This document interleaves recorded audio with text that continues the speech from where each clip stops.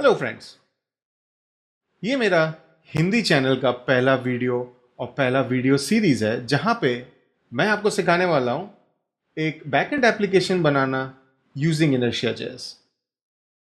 अब बात ऐसी है कि मैंने ऑलरेडी एक इनर्शिया जेएस V1 के साथ मेरे इंग्लिश चैनल पे वीडियो तो बनाया था और काफ़ी सब्सक्राइबर्स को वो अच्छा लगा। एंड रिसेंटली जब टेलर ऑटवेल ने इनर्शिया V2 के नए फीचर्स बताए तो आई वॉज रियली एक्साइटेड। मुझे लगता है कि ये वो फ्रेमवर्क है जिसको मैं डेफिनेटली यूज करके बहुत आसानी से बैकएंड फ्रेमवर्क्स बना सकता हूं, सॉरी बैकएंड एप्लीकेशंस बना सकता हूं। और इनर्शिया के वजह से मुझे दो चीजें हो जाती हैं। एक, मुझे अपने चॉइस का जावास्क्रिप्ट फ्रेमवर्क यूज करने को मिलता है। Now I am pretty comfortable with both मैं व्यू जेएस और रिएक्ट जेएस दोनों में काफ़ी कंफर्टेबल हूँ और इनर्शिया जेएस मुझे उसमें हेल्प करता है। और दूसरी चीज़ ये है, अगर आपको एक टिपिकल जावास्क्रिप्ट बेस्ड एप्लीकेशन बनाना है जो कि एसपीए हो या फिर सर्वर साइड रेंडर्ड हो, वहाँ पे आपको बहुत सारे ऐसी चीज़ों को ध्यान रखना पड़ता है जैसे कि ऑथेंटिकेशन, कुकीज़ ड्रॉप करने हैं कि सेशन ड्रॉप करना है, मुझे कुछ राउट्स को कैसे बिहाइंड लॉगिन सेव करना है, राइट। तो ऐसे बहुत सारी चीज़ें हैं जो आपको एक जावास्क्रिप्ट एप्लीकेशन में खुद से डिस्कवर करनी पड़ेंगी। लेकिन क्योंकि इनर्शिया जेएस एक लैरावेल बेस्ड एप्लीकेशन है तो आपके ये सारे जो हेडेक्स हैं ये चले जाते हैं। इसीलिए मुझे इनर्शिया में बैकएंड डेवलपमेंट बहुत अच्छा लगता है, रादर बैकएंड एप्लीकेशन बनाना बहुत अच्छा लगता है। आजकल इनर्शिया जेएस तो आपके लिए एसईओ ऑप्टिमाइज भी है, तो अगर आप चाहें तो फ्रंट एंड वेबसाइट्स भी बना सकते हैं।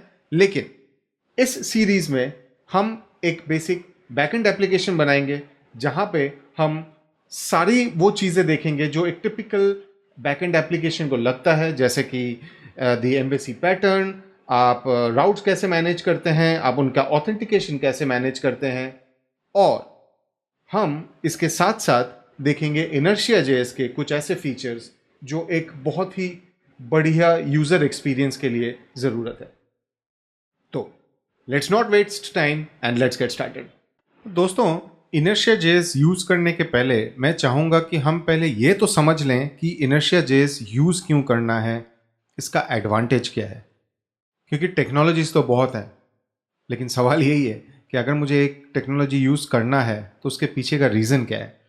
तो देखिए, अगर हम एक ट्रेडिशनल लैरावेल एप्लीकेशन बनाएं, उसका एक एग्जांपल होगा मेरा बुकवर्म एप्लीकेशन जो मैं यूज़ करता हूँ मेरे बुकमार्क्स को मैनेज करने के लिए।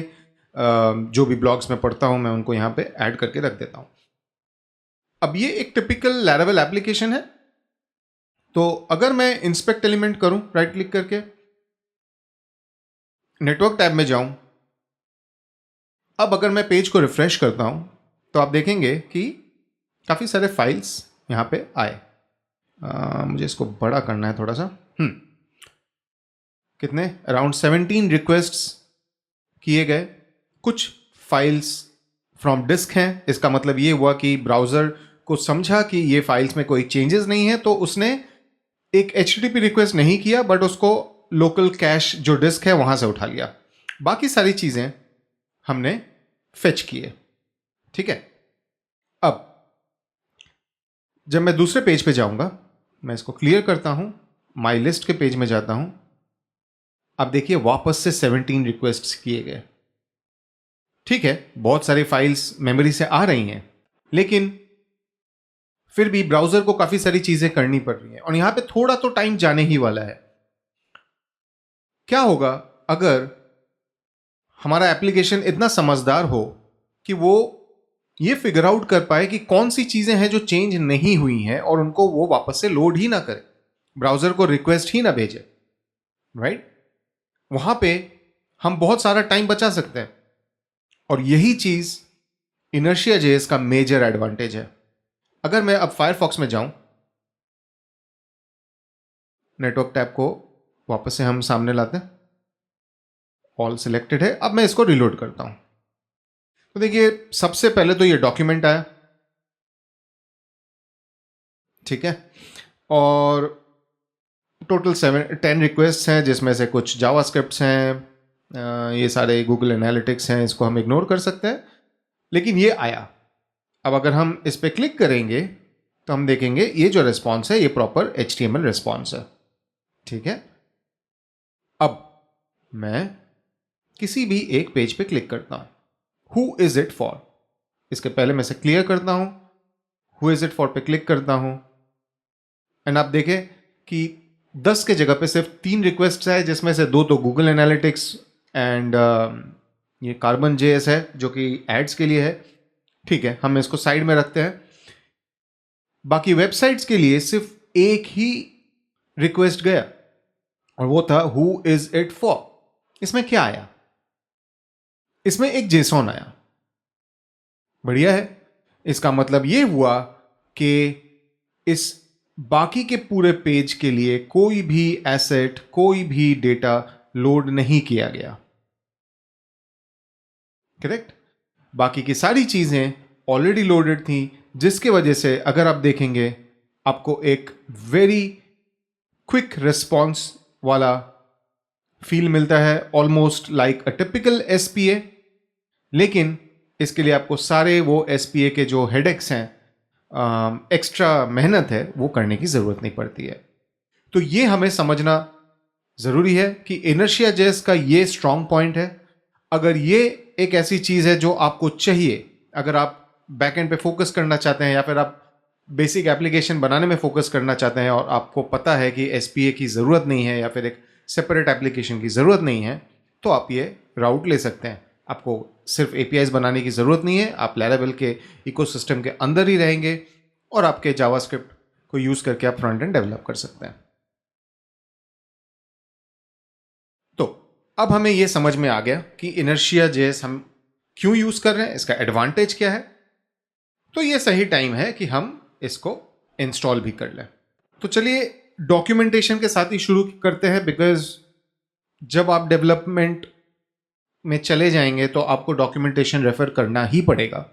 मैं भले आपको कितना भी समझा दूं, कितना भी सिखा दूं, तो इंपॉर्टेंट ये है कि आप डॉक्यूमेंटेशन को फॉलो करना आपके लिए हैबिट हो जाए, ठीक है। तो इनर्शिया JS को इंस्टॉल करने के लिए हमारे पास 2 क्लियर कट स्टेप्स रहते हैं। पहला होता है सर्वर साइड, क्योंकि इनर्शिया JS का एक जो कंपोनेंट है वो है सर्वर से जो डेटा आ रहा है उसको इनर्शिया के फ्रंट एंड को भेजने लायक बनाए। जैसे कि अगर आप यहां पे देखेंगे, रिटर्न इनर्शिया रेंडर, राइट। आपने अगर लैरावेल पे काम किया है तो आपने बहुत बार रिटर्न व्यू किया रहेगा, जहां पे आपने एक ब्लेड व्यू को रिटर्न किया है। अब उसके अंदर तो PHP सिंपल HTML कोड रहता है, लेकिन इनर्शिया के अंदर जावास्क्रिप्ट कोड है। तो ये चीजें बैकएंड से जब भेजने वाली चीजें हैं, ये हमारा सर्वर कंपोनेंट हैंडल करता है, और जो भी फ्रंट एंड की चीजें हैं वो क्लाइंट साइड हैंडल करता है। और अगर हम थोड़ा नीचे जाएं तो देखेंगे कि क्लाइंट साइड के 3 वर्जन्स भी है, व्यू है, रिएक्ट है, स्वेल्ट है। तो चलो स्टार्ट करते हैं। मुझे एक बेसिक लैरावेल एप्लीकेशन तो लगेगा, तो क्यों ना मैं कंपोजर, क्रिएट प्रोजेक्ट, स्क्रैम्बल तो नहीं, इनर्शिया V2 सीरीज नाम यही दे देते हैं। परफेक्ट, मैंने एक नया लैरावेल का एप्लीकेशन बना लिया। अब मैं उसके अंदर जाता हूं, VS कोड में ओपन कर लेते हैं।